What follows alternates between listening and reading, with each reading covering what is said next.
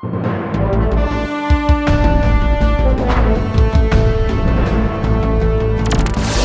and welcome to the best of Hindsight Tonight. I'm Damian Muziani, and tonight we revisit Kate Middleton's cancer news and press fight, an airline stowaway gets caught, and Generation Z is still unhappy. It all crash-landed on March 24th, 2024. Enjoy.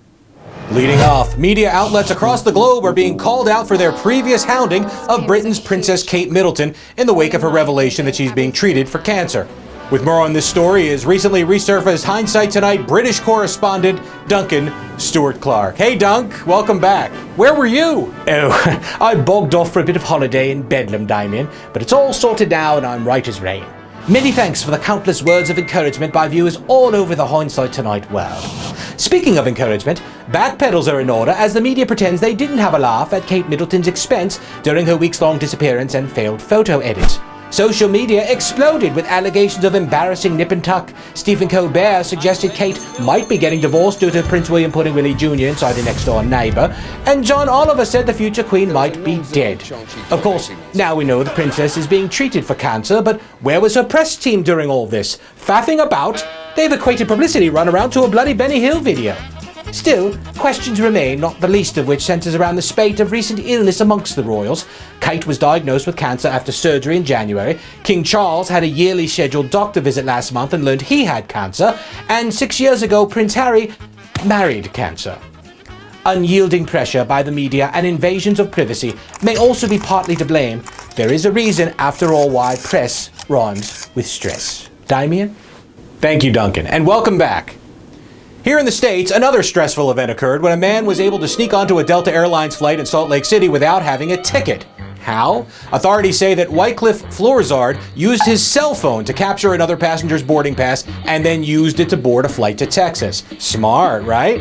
He hid in the bathroom until the plane was ready to take off, but when flight attendants told him to return to his seat, his plan unraveled because the plane was completely full. There was literally no seat for him.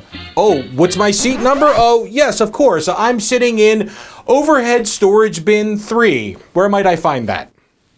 The plane had to return to the boarding gate so that airport police could arrest the man after they stopped rolling on the ground from laughing.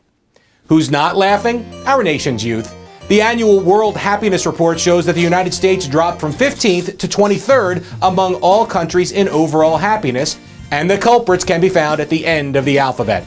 Talk about a generation gap. If the U.S. were made up of only people over the age of 60, we would have ranked 10th in the world. But if all Americans were under 30 years old, our rank would drop to 62nd place. For reference, Honduras is 56th.